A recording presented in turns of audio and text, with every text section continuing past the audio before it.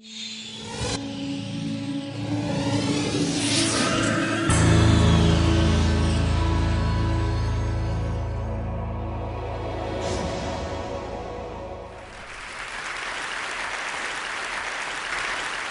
cell phone started its trajectory in an artisanal mine in the eastern Congo. It was mined by armed gangs using slaves, child slaves, what the UN Security Council calls blood minerals. Then traveled into some components and ended up in a factory in Shenzhen in China. That factory, over a dozen people have committed suicide already this year. One man died after working a 36-hour shift. We all love chocolate. We buy it for our kids. 80% of the cocoa comes from Côte d'Ivoire and Ghana, and it's harvested by children. Côte d'Ivoire, we have a huge problem of child slaves, children who've been trafficked from other conflict zones to come and work on the coffee plantations. Heparin, blood thinner, pharmaceutical product, starts out in artisanal workshops like this in China because the active ingredient comes from pig's intestines. Your diamond, you've all heard, probably seen the movie Blood Diamonds. This is a mine in Zimbabwe right now. Cotton, Uzbekistan is the second biggest exporter of cotton on earth. Every year, when it comes to the cotton harvest, the government shuts down the schools, puts the kids in buses them to the cotton fields to spend 3 weeks harvesting the cotton. It's forced child labor on an institutional scale. And all of those products probably end their lives in a dump like this one in Manila. These places, these origins, represent governance gaps. That's the politest description I have for them. These are the dark pools where global supply chains begin. The global supply chains which bring us our favorite brand name products. Some of these governance gaps are run by rogue states. Some of them are not states anymore at all, they're failed states. Some of them are just countries who believe that deregulation or no regulation is the best way to attract investment, promote trade. Either way, they present us with a huge moral and ethical dilemma. I know that none of us want to be accessories after the fact of a human rights abuse in a global supply chain. But right now, most of the companies involved in these supply chains don't have any way of assuring us that nobody had to mortgage their future, nobody had to sacrifice their rights to bring us our favorite brand name products. Now, I didn't come here to depress you about the state of the global supply chain. We need a reality check. We need to recognize just how serious a deficit of rights we have. This is an independent republic, probably a failed state. It's definitely not it's not a democratic state. And right now, that independent republic of the supply chain is not being governed in a way that would satisfy us that we can engage in ethical trade or ethical consumption. Now, this is not a new story. You've seen the documentaries of sweatshops making garments all over the world, even in developed countries. If you want to see the classic sweatshop, meet me at Madison Square Garden. I'll take you down the street and I'll show you a Chinese sweatshop. But take the example of heparin. It's a pharmaceutical product. You expect that the supply chain that gets it to the hospital probably squeaky clean. The problem is that the active ingredient in there, as I mentioned earlier, comes from pigs.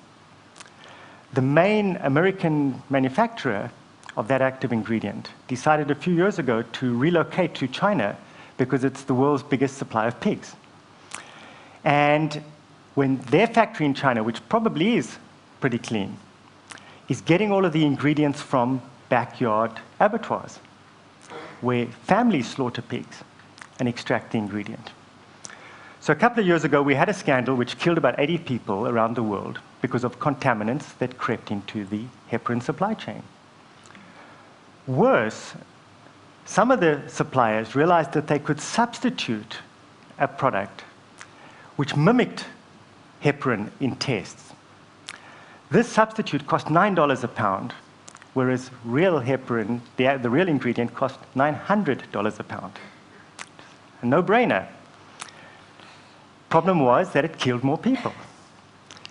And so you're asking yourself, how come the US Food and Drug Administration allowed this to happen? How did the Chinese State Agency for Food and Drugs allow this to happen? And the answer is quite simple. The Chinese define these facilities as chemical facilities, not pharmaceutical facilities, so they don't audit them. And the US FDA has a jurisdictional problem. This is offshore. They actually do conduct a few investigations overseas, about a dozen a year, maybe 20 in a good year.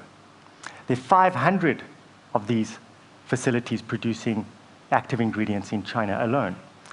In fact, about 80% of the active ingredients in medicines now come from offshore, particularly China and India. And we don't have a governance system, we don't have a regulatory system able to ensure that that production is safe.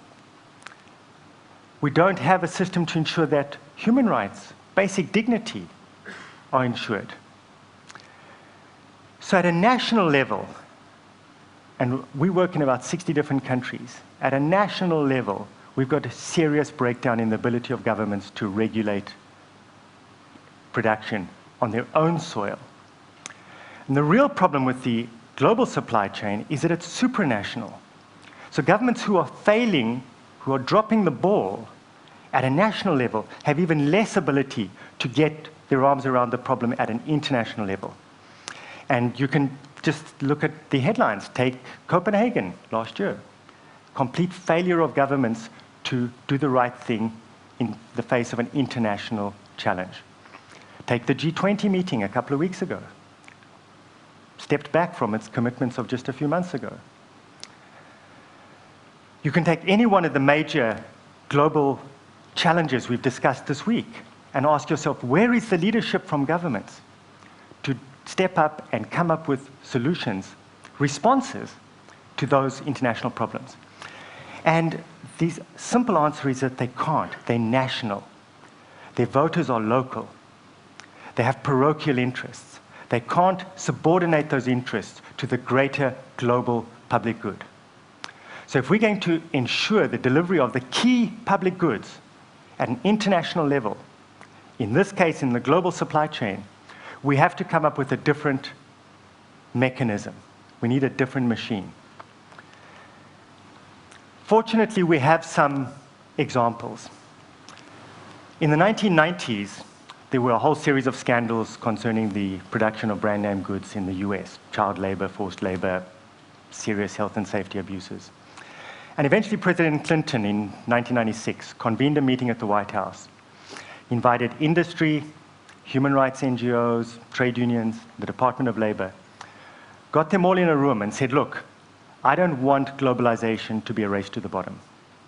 I don't know how to prevent that, but I'm at least going to use my good offices to get you folks together to come up with a response. So they formed a White House task force, and they spent about 3 years arguing about who takes how much responsibility in the global supply chain. Companies didn't feel it was their responsibility. They don't own those facilities. They don't employ those workers. They're not legally liable. Everybody else at the table said, folks, that doesn't cut it. You have a custodial duty, a duty of care, to make sure that that product gets from wherever to the store in a way that allows us to consume it, not without fear of our safety or without having to sacrifice our conscience to consume that product. So they agreed, okay, what we'll do is we agree on a common set of standards, code of conduct.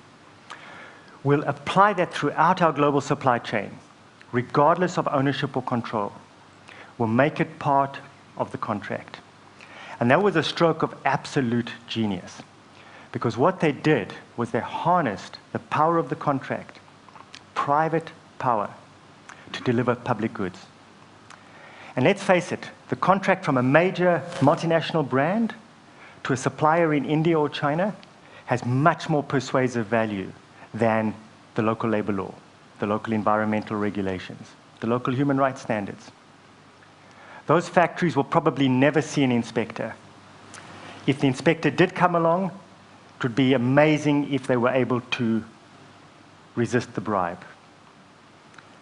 Even if they did their jobs and they cited those facilities for their violations, the fine would be derisory.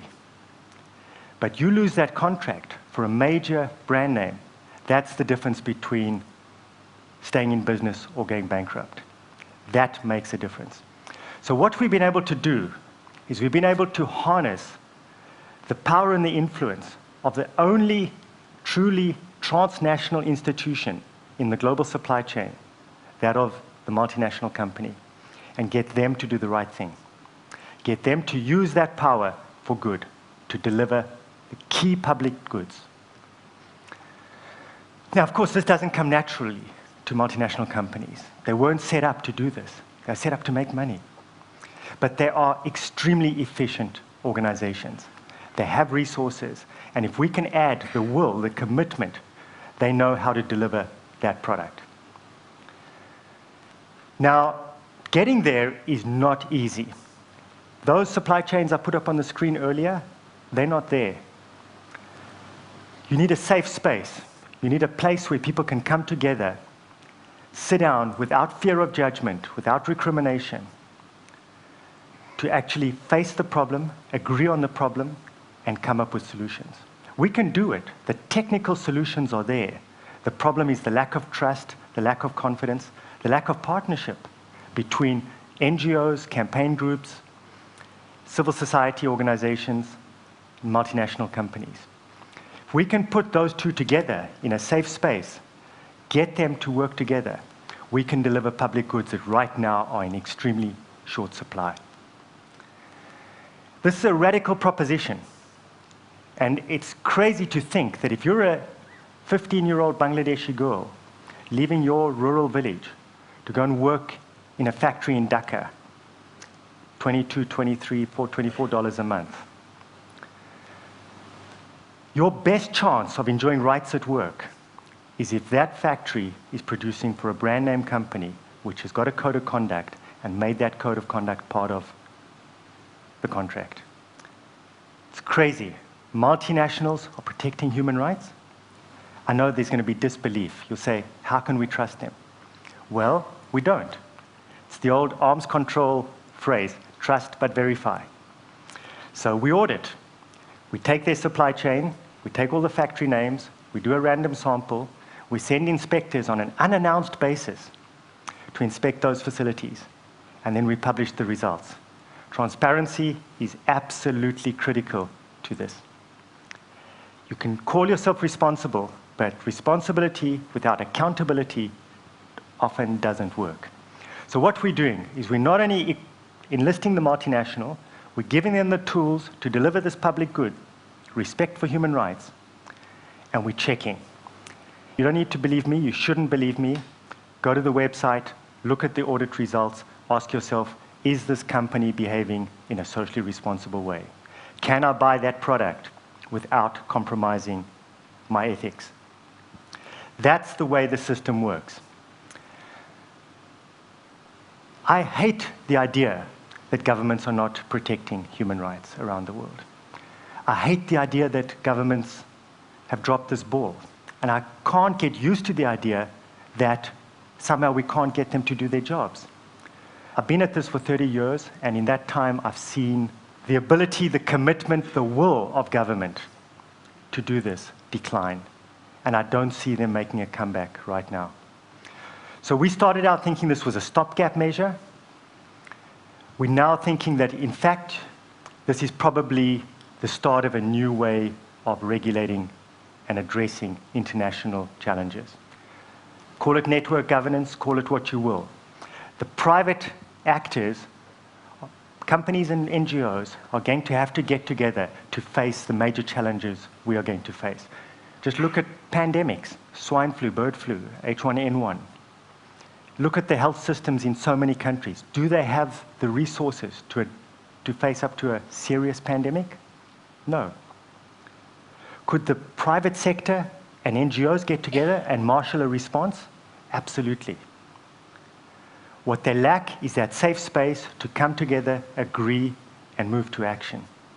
That's what we're trying to provide. I know as well that this often seems like overwhelming level of responsibility for people to assume. You want me to deliver human rights throughout my global supply chain? There are thousands of suppliers in there. It seems too daunting, too dangerous for any company to take on. But there are companies. We have 4,000 companies who are members. Some of them are very, very large companies. The sporting goods industry in particular stepped up to the plate, and they've done it. The example, the role model is there. And whenever we discuss one of these problems that we have to address, child labor in cottonseed farms in India, this year we will monitor 50,000 cottonseed farms in India. It seems overwhelming. The numbers just make you want to zone out. But we break it down to some basic realities. And human rights comes down to a very simple proposition. Can I give this person their dignity back? Poor people, people whose human rights have been violated, the crux of that is the loss of dignity, the lack of dignity. It starts with just giving people back their dignity. I was sitting in a slum outside Gurgaon, just next to Delhi, one of the flashiest, brightest new cities popping up in India right now. And I was talking to workers who worked in the garment sweatshops down the road. And I asked them what message they would like me to take the brands. They didn't say money. They said, the people who employ us treat us like we are less than human, like we don't exist. Please ask them to treat us like human beings. That's my simple understanding of human rights. That's my simple proposition to you. My simple plea to every decision maker in this room, everybody out there. We can all make a decision to come together and pick up the balls and run with the balls that governments have dropped. If we don't do it, we're abandoning hope. We're abandoning our essential humanity. And I know that's not a place we want to be, and we don't have to be there. So, appeal to you, join us, come into that safe space, and let's start to make this happen. Thank you very much.